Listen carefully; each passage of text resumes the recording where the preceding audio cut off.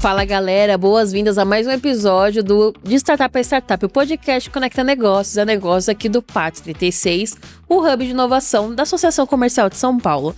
E eu tô aqui com ninguém mais ninguém menos que a Diana. Ela foi uma das finalistas do Upstarts, aqui a terceira edição, que foi realizado pelo SEMEC com o apoio do PAT 76. Diana, bora se apresentar? Claro! Olá, pessoal. Eu me chamo Diana Duarte e eu sou a fundadora da Olhar Estratégico, uma empresa Privacy Tech. Certo. E você pode falar pra galera mais ou menos o que a Olhar Estratégico faz, qual que é a função dela, qual problema resolve? Claro. Vamos pensar assim. Vamos trazer um retroativo bacana. Bora. Aonde tem um pink, tem um cérebro. Boa, eu adoro. A gente fala isso, eu brinco com isso porque é a engenharia social do mundo dos dados, né? Sim. Então, onde tem uma pessoa humilde, tem um oportunista para gerar um dano. Isso. E no fundo, os dois acabam sendo prejudicados no final do desenho, né? Mas a melhor figuração que a gente tem para falar sobre isso. Private Tech, na verdade, foi uma forma que eu consegui consolidar diversas soluções complexas no mercado de privacidade de dados. Não, porque quando a gente fala de tecnologia, as pessoas pensam em algumas coisas muito específicas. Ou é só telefone, ou é só computador, ou é só rede social, ou é só desenvolvimento. E TI é um macro contexto. E ele é muito bonito, ele é muito rico de informações. Porém, a parte de privacidade de dados é um grande problema, um grande iceberg, e que ninguém educou. Então, a gente começa com uma síndrome de osmose. Eu aprendi a usar o celular. Não, vamos voltar. Eu aprendi a usar a linha de escada, porque eu queria navegar na internet, porque eu queria usar um chat. Entendi. E aí, a gente foi desenvolvendo essa osmose da necessidade de tecnologia. E agora, no 2026, a gente tem um déficit de tecnologia, que são idosos que não aprenderam tecnologia, e na contrapartida a gente tem a galera que vem, que já nasce literalmente com o celular na mão. Então, fica muito difícil achar um ponto de equilíbrio. Sim. Sobre isso, porque ninguém falou o que é o dado, aonde ele está armazenado, de que forma que ele está sendo usado. E aí a tecnologia fácil, ela juntou dois ecossistemas. A ponta de quem vai educar o titular de dados, passar a responsabilidade para ele se comunicar, e a outra ponta do olhar estratégico é a parte que pega a empresa pela mão e fala, vamos criar maturidade, vamos olhar GRC, vamos olhar compliance, vamos olhar LGPD, vamos olhar a estrutura de cyber, num compilado mais leve. Essa é a proposta. Então é perfeito. E assim, é bom que seja leve, porque a LGPD, de certa forma, ela é recente. De certa forma, ela maturamente, de maneira... Começou a valer em 2018. Ela é bem recente mesmo. Então, assim, de certa forma, você acredita conforme você foi trabalhando com o olhar estratégico, você acredita que a LGPD ainda assusta porque ela é complexa, ou porque a empresa ainda não se adequou a ela, ou não pretende se adequar a ela? Polêmico. Polêmica boa é assim. É assim que a gente gosta, cutucando. Então, depende do ponto de vista do observador. O problema da grande parte do processo da LGPD está sempre no usuário final, naquele que usa o celular, naquele que usa o computador na empresa sem responsabilidade, da forma que as pessoas liberam os acessos, e aí a gente vem agora com o Open Bank, a gente tem uma sucessão de pioras desse quadro, que são positivas para a sociedade, mas a engenharia social é ruim, porque é aquilo que a gente brincou do Pink Cérebro. Então, assim, a pessoa não sabe por que ela está usando o dado, para que finalidade. Ela não sabe o que é um dado sensível. Ela acha que o nome dela é um dado sensível. O nome não é necessariamente um dado sensível. Agora, etnia, opção sexual, telefone pessoal, aí a gente começa a entrar em outra linha de dados. Por exemplo, as pessoas discutem CNPJ. CNPJ para você é público ou é privado? Entende? Então, assim, é público. E aí a pessoa, não, mas tá divulgou meu CNPJ. Não, mas ele é um dado público, é um dado do corporativo. Então, tem linhas e nuances que a lei é extensa. Como ela vem da lei europeia, ela cria um campo mais complexo. E a lei americana tem uma visão, a lei do chinês é outra de segurança, a brasileira é outra, e aí a gente tem todo aquela questão do jeitinho brasileiro. As empresas, em grande parte, elas não se preparam. Esse tempo de adequação não passa por um corredor. Se não tem um corredor, de fato, de experiência, para você aplicar aquilo da forma correta, ele se embanana com o juridiquês. E aí é onde entrou todo o processo que DPO só pode ser advogado, porque não teve o preparo de explicar como a lei iria reger aquele comportamento do mercado naquele momento. Então, sim, se você acha, assim, respondendo sua pergunta, ainda é muito complexo. Vai vir uma nova lei de segurança que vai tentar apertar um pouco mais essa questão dos dados, porque o volume de escândalo, de vazamento de dados aí é todo dia, é diário, é surreal. Mas a gente não tem uma fiscalização ainda adequada. Bom, falando de vazamento de dados, que é um ato criminoso que acontece e assim não é nada legal, é um negócio complicado porque os seus dados vão parar em mãos de sei lá mais o quê. Qual que é o maior erro que as empresas cometem quando falam de proteção de dados? As empresas não têm, em grande parte, mapeamento de processos. E aí, aquele negócio de você empreender por processo de osmose ou da necessidade ou do sonho do empreender, mas de forma desestruturada. E aí é o grande buraco existencial que leva a empresa à quebra, né, no sentido dela não conseguir se sobreviver, porque depois isso vai custar mais caro para ela, seja um vazamento de uma lista comercial, né, e isso seja um vazamento de uma lista de funcionários com dados sensíveis. Então, não tem ali um mapeamento claro da responsabilidade, da corresponsabilidade também de funcionários, não tem o contrato de responsabilidade de prestadores terceiros. Então, tem um abismo de etapas de processos que a LGPD exige. A LGPD não é uma lei simples. Eu acho que de todas as leis que a gente tem no Brasil, ela é atualmente uma das mais complexas. Se a gente juntar ela com o marco digital, marco civil digital, se a gente juntar ela com a Constituição, com o direito civil, a gente criaria um Frankenstein seguro. Alguns fatores. Porém, eu ainda vejo que falta. A NPD é incrível, a proposta é muito boa.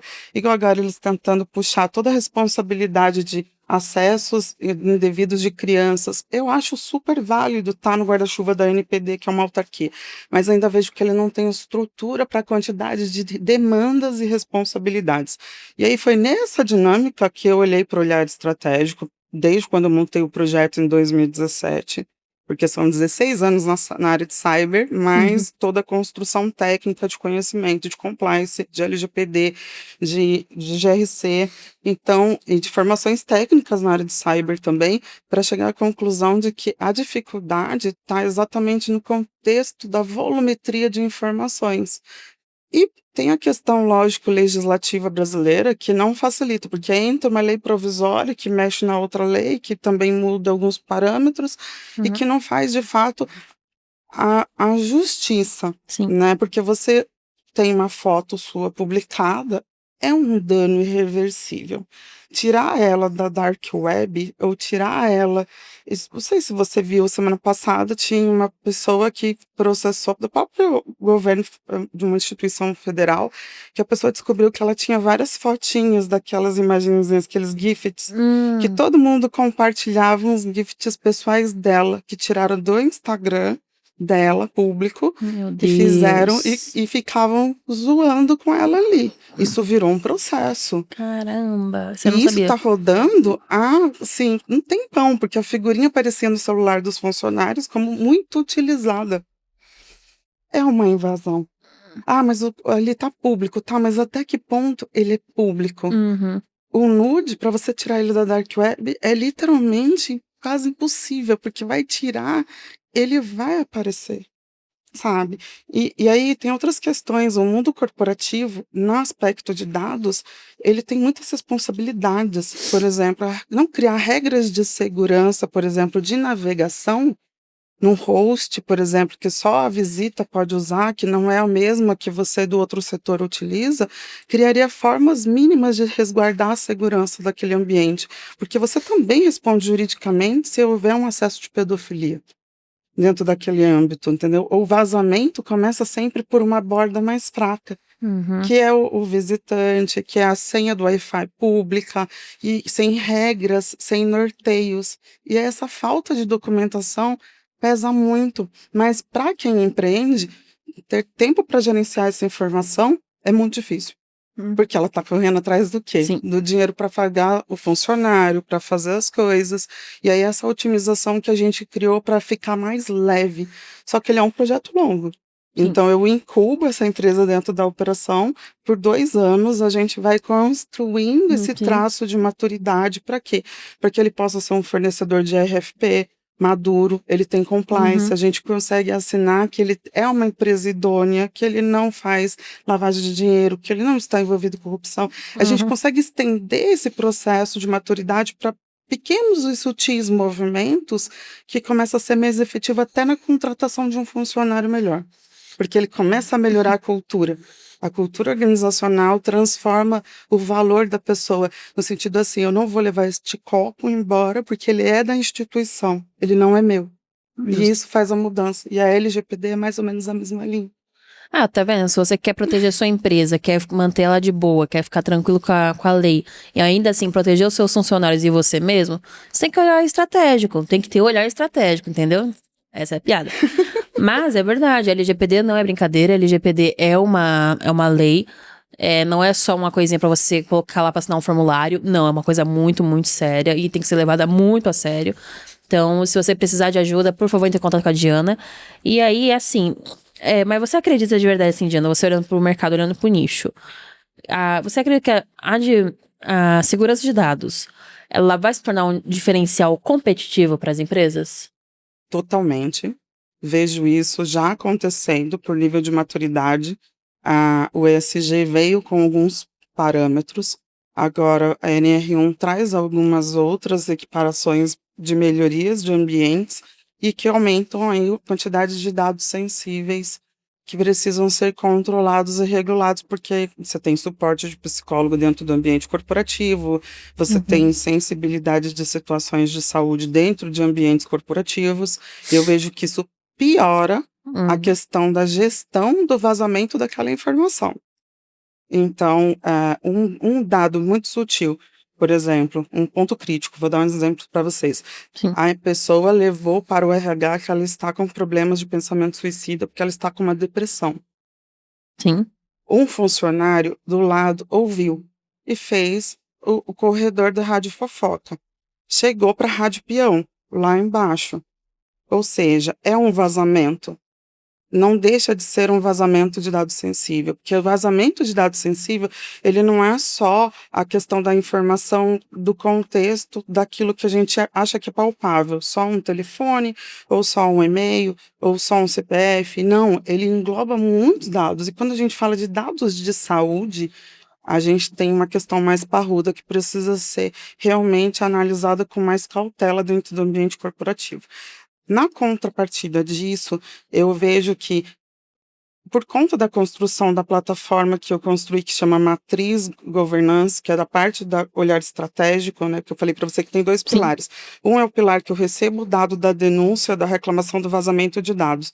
E outra é a planilha, aqui é o sistema de governança que eu criei para montar essa maturidade dessa construção de 2 anos de projeto inicial para relatar isso. Eu vejo realmente que existe ali um ciclo de loopings. Já aplicando em empresas que eu já aplico, eu vejo que existe um ciclo de loopings de repetição comportamental dos funcionários. Então, tem que refazer todo o processo da cultura organizacional para depois aplicar uma governança, para depois a gente ir puxando isso para a forma de dentro. E tem mais uma parte importante. Existe agora, em breve, uma regulamentação que realmente vai colocar a legislação de cyber com títulos mesmo, funções, cargos. Então vai ter técnico de segurança da informação. Eles vão realmente formalizar o segmento de tecnologia. Isso vai facilitar muito. Quando a gente coloca um CBO de função, a gente dá a César o que é de César. E aí, a segurança da informação vai sair provavelmente de tecnologia e vai para a governança.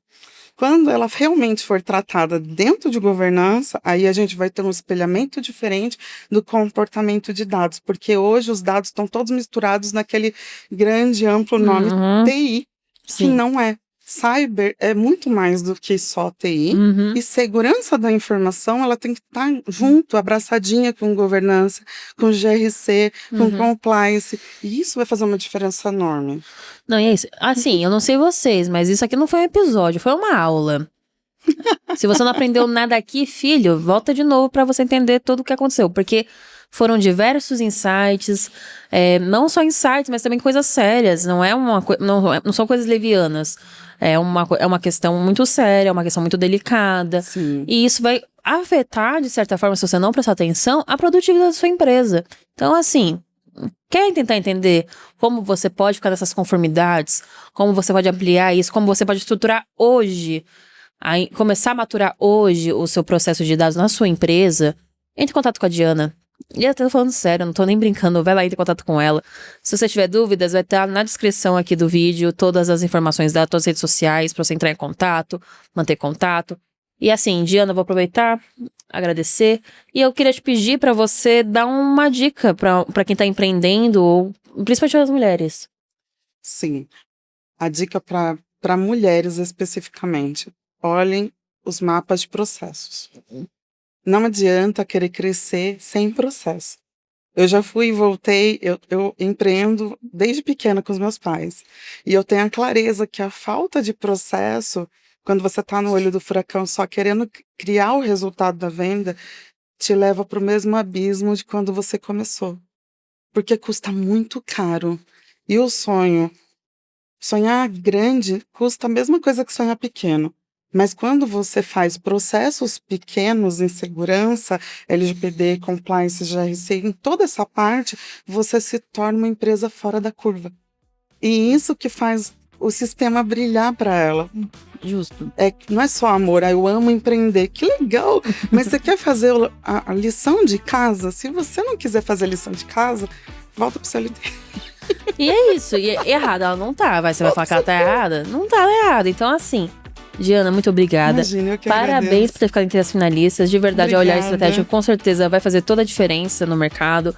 Vai impactar muitas empresas, vai impactar muitas vidas, porque dados são vidas. Sim. Então, muito obrigada pela sua presença. Imagina.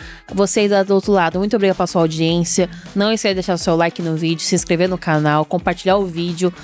E assim, comenta nos comentários assim, como que a LGPD mudou sua vida, mudou sua percepção, o que você achou do vídeo. A Diana vai ter todo o prazer de ler. Muito obrigada pela sua Com atenção, certeza. até o próximo episódio.